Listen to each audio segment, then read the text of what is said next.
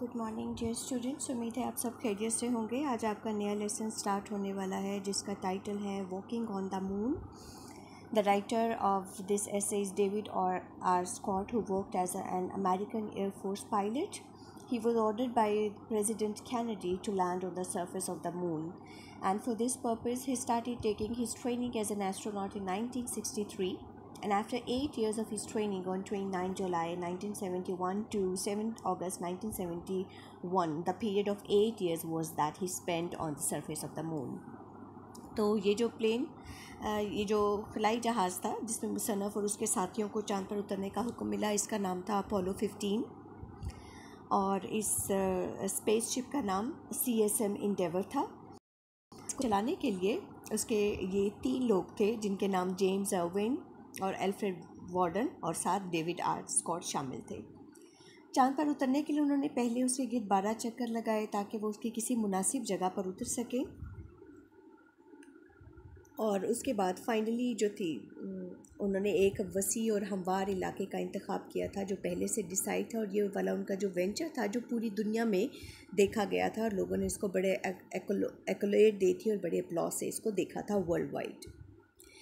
Alfred warden का काम था खलाई जहाज़ को चलाते रहना, जबकि मुशर्रफ और उसका जो कंपेनियन था जेम्स अर्विन वो चाँद गाड़ी में बैठकर चाँद की सतह पर उतर गए थे। अब इस लेसन में जो है आप बहुत सारे नए वर्ड सुनेंगे, जैसे आप इसमें स्पेसशिप का नाम सुनेंगे, आप इसमें ल्यूनर मॉड्यूल का नाम सुनेंगे जिसको हम चाँद गाड़ी बोलते हैं। इसके साथ साथ आप यहाँ पे वेटलेसनेस के बारे में जानेंगे।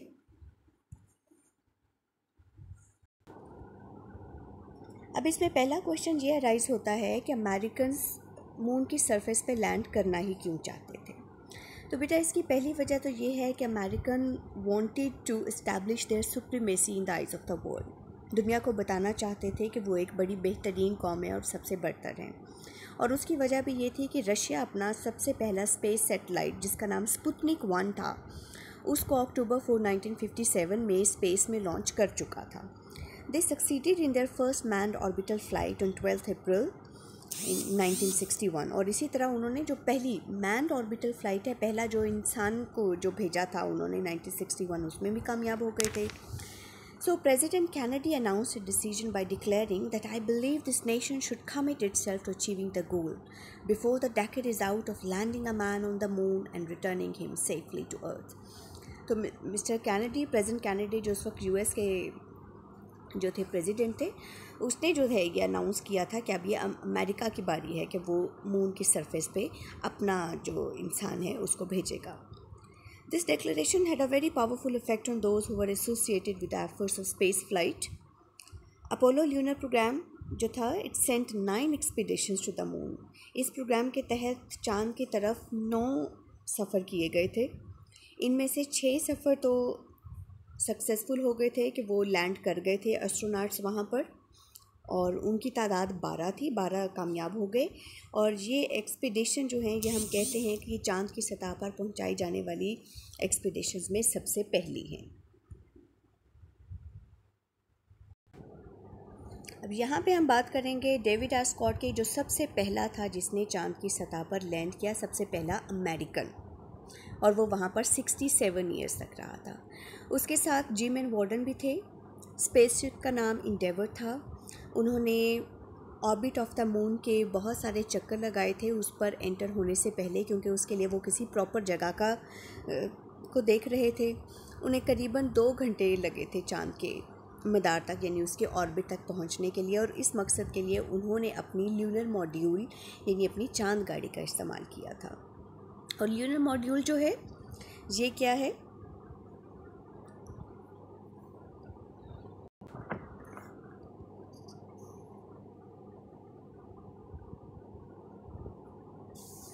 ये एक उनका स्पेसशिप है जिसके 4 व्हील होते हैं। जीप लाइक एक व्हीकल होता है जिसके 4 पहिए होते हैं, और इसकी मदद से उन्होंने चाँद पे उतरे थे।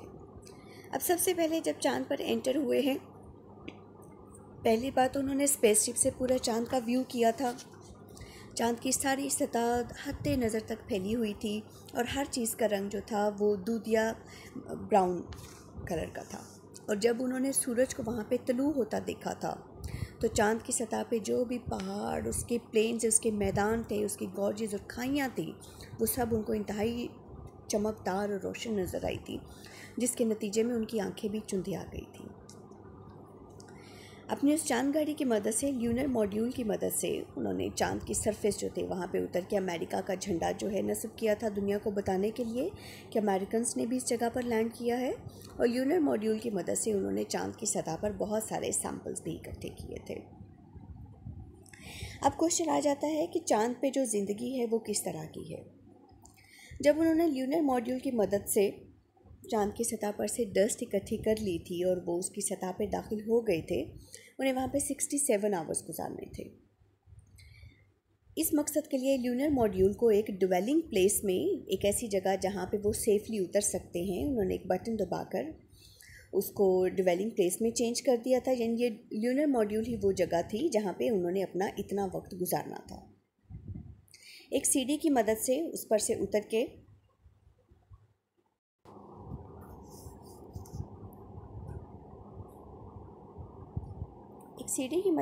के बेटे वो चांद की सतह पर आए थे। बहुत सारे साइंटिफिक एक्सपेरिमेंट्स भी वहाँ पे गए थे। उन्होंने चांद की सरफेस पे अपना डेटा और मटेरियल भी इकट्ठे किए थे।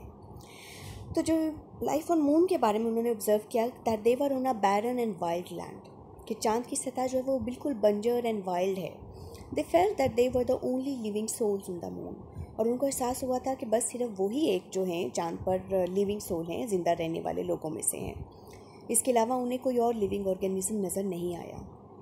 They felt that each blazing day and each cold night stretch through 355 earth hours, और उनको लगा कि हर जो पूरा दिन चांद का है और जो पूरी चांद का जो एक रात है और एक दिन है, वो ज़मीनी 355 घंटों के बराबर है।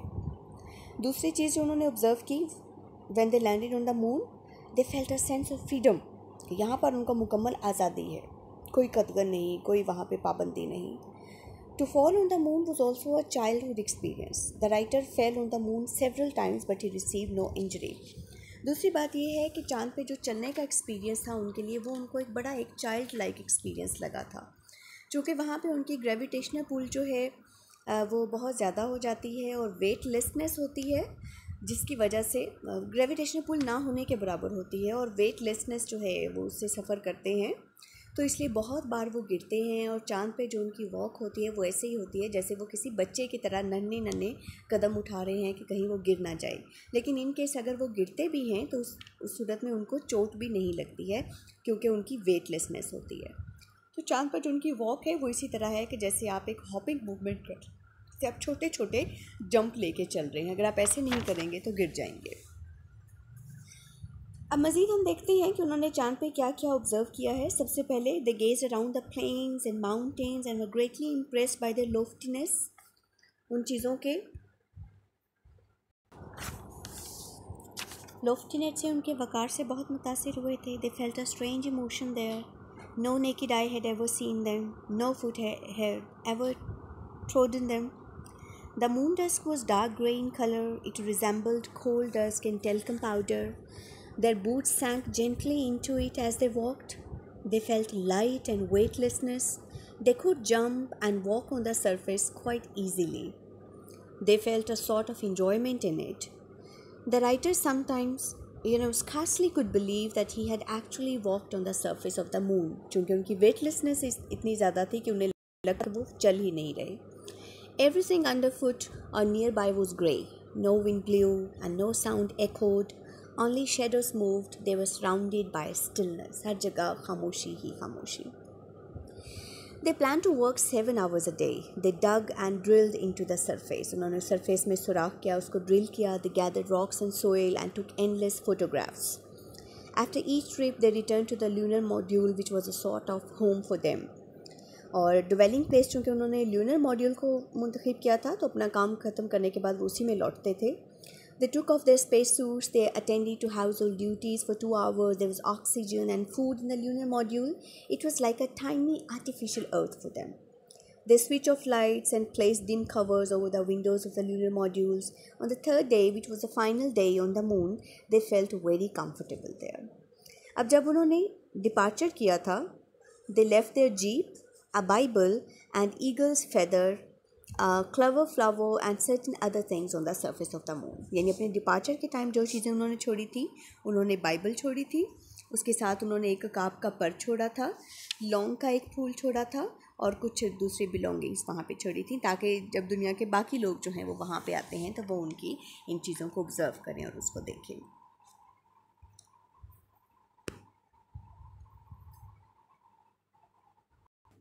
अब अगर हम रोवर की बात करते हैं तो surface of the moon was very soft. उन्होंने एक 4 व्हील जो रोवर थी जिसके ज़रिए चांद पर लैंड किया था, वो एक टाइप ऑफ जीप थी. It was operated by a battery. It moved at the speed of 5 or 6 miles in an hour.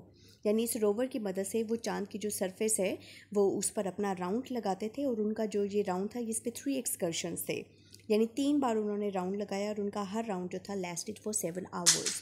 तो इसकी मदद से ये चांद के मुख्तलिफ इलाकों में जाके वहाँ से सैम्पल्स और मटीरियल्स वगैरह इकट्ठा करते थे. सो रिमेंबर ल्यूनर मॉड्यूल जिसकी मदद से उन्होंने चांद पर लैंड किया, और रोवर जो उनकी जीप है जिसकी मदद से उन्होंने चांद पे जाके मुख्तलिफ सैम्पल्स इकट्ठे किए और वहाँ पे माउंटेन्स, उसकी खाइयाँ, उसकी डिप्रेशंस और जो चीज़ें पाई जाती हैं उनका जायज़ा लिया उन्होंने चांद पे जाके. तो जो इम्पॉर्टेंट चीज़ें हैं, जो फिज़िकल कंडीशंस हैं जो उन्होंने चांद के बारे में ऑब्ज़र्व की हैं, मून के बारे में, वहाँ पे उन्होंने मून डस्ट को कलेक्ट किया, and they felt like this dust was like that of a gun powder, बारूद की जैसी उसकी खुशबू थी. उनके बूट्स के साथ स्टक हो जाती थी और उनके स्पेस सूट के साथ स्टक हो जाती थी. Its finish was between the coal dust and the talcum powder and its colour was golden. इसी तरह उन्होंने जो वेटलेसनेस जो थी वो मून की सरफेस पे महसूस की थी कि उनका वज़न जो था वो अर्थ के वेट्स का 6 पार्ट हो जाता है.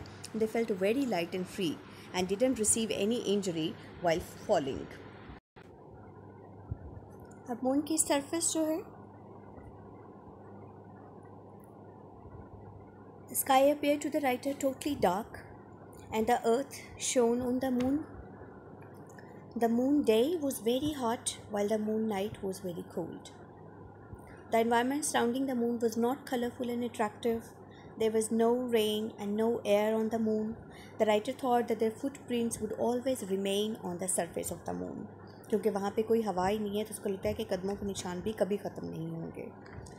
There were big craters on the surface of the moon. Craters का मतलब होता है बड़े बड़े गड्ढे जो आपको नज़र आ रहे हैं, जो चांद की सरफेस पे उन्होंने देखे. He also found that the sky looked totally dark with stars and the earth shone on the moon as the moon shone on the earth. However, the moonshine was dull as compared to the earth shine. उनको लगता था कि अर्थ जो है वो भी चमकती हुई नज़र आती है, लेकिन जो मून की शाइन है वो अर्थ के मुकाबले में बहुत ही कम है, यानी बिल्कुल डार्क और बिना किसी हवा के उसको वहाँ पे नज़र आया था.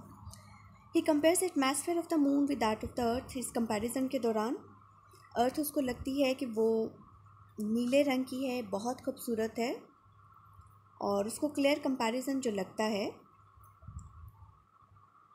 कि vital and vigorous atmosphere of the earth जो है वो मून के साथ बिल्कुल लगता है, जो कि बैरन है और लाइफलेस है. यानी अर्थ चांद के मुकाबले में उसे बहुत खूबसूरत दिखाई देती है. He also draws the conclusion that moon is not the proper place for man to live. Man should try to make this earth beautiful for its permanent abode. तो जो फाइनल रिजल्ट जिस पे राइटर पहुंचता है वो ये कि अर्थ अपनी तमाम तर खूबसूरतियों के साथ उसके सामने थी, जबकि सरफेस ऑफ द मून अपनी तमाम तर डलनेस और बैरननेस के साथ जहाँ जिस पे वो रह रहा था, और वो इसी नतीजे पे पहुंचा कि ज़िंदगी गुजारने के लिए अगर जो जगह ह्यूमन बीइंग के लिए बेस्ट है वो अर्थ है, और वो चाह रहा था कि वो सिर्फ अर्थ को ही अपना बेस्ट ड्वेलिंग प्लेस बनाए, उसको अपना परमानेंट अबॉर्ड के तौर पर उसको और ज़्यादा खूबसूरत बनाएं, क्योंकि मून की सरफेस वो तमाम फीचर्स ऑफ़र नहीं करती जो अर्थ में मौजूद हैं. लिहाजा वो इस नतीजे पे पहुंचा कि अर्थ जो है वो चांद से, मून सरफेस से कहीं ज़्यादा खूबसूरत है. So man should try to make Earth beautiful as his permanent home.